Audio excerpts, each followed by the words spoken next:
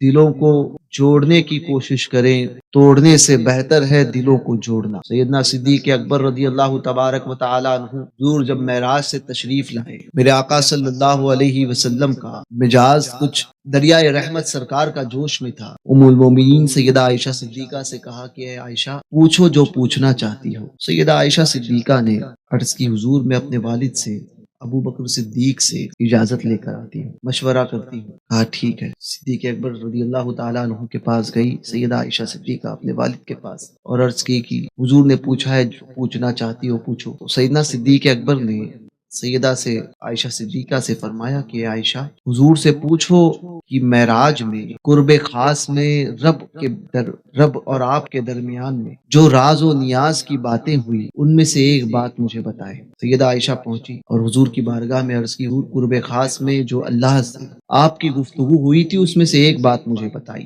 سیدہ نے جیسے یہ بات پوچھی حضور مسکرائے، اس لیے بھی مسکرائے کہ صدیق کا انتخاب۔ کہا سنو اے عائشہ، اللہ نے بہت سی باتیں فرمائی، بہت سی باتیں کی، مگر ان باتوں میں ایک بات اللہ پاک نے مجھ سے فرمائی کہ جو دنیا میں کسی ٹوٹے ہوئے دل کو جوڑے، جو انسان میرے کسی بندے کے ٹوٹے ہوئے دل کو جوڑے گا، مفہوم حدیث بتا رہا ہوں، مجھ پر واجب ہے کہ میں اسے جنت میں داخل، مجھ پر واجب۔ سیدہ عائشہ بڑی خوشی گئی سیدنا صدیق اکبر کے پاس، اپنے والد کے پاس، اور عرض کی کہ حضور نے یہ فرمایا جو کسی ٹوٹے ہوئے دل پر کو جوڑے گا مجھ پر واجب ہے کہ اسے جنت میں داخل کروں۔ سیدنا صدیق اکبر نے اس بات کو سن کر رونے لگے، زاروں قطار رونے لگے۔ سیدہ نے عرض کی حضور میرے والد، یہ تو خوشی کی بات ہے، آپ رو رہے ہیں۔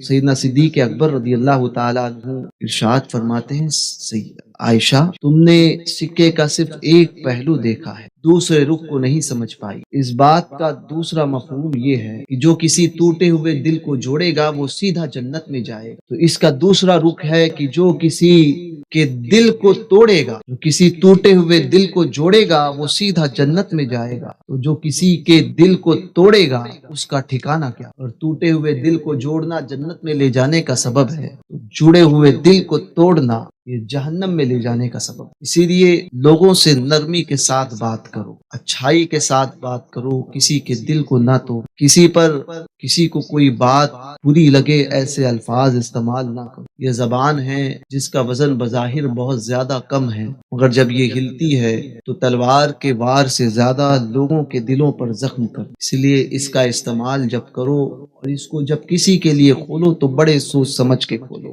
جب کسی عام انسان کے لیے، کسی مسلمان کے لیے، کسی انسان کے لیے جب اس کو کھولا جائے تو احتیاط کے ساتھ میں کہ اس کا دل نہ ٹوٹے۔ جو رسول اللہ کے صاحب، جو رسول اللہ کے صحابہ ہوں، ان کو برا کہہ کر کیا حضور کے دل کو توڑنے کا جرم نہیں کر رہے ہیں وہ لوگ؟ اسی لیے ایسوں کی صحبت سے بھی بچو، اور ایسے الفاظ اپنے بڑوں کے تعلق سے، اپنے سرکاروں کے تعلق سے استعمال نہ کرو جس سے آخرت خراب ہو، دنیا تباہ ہو اور آخرت برباد ہو۔ اس بات کو یاد رکھو۔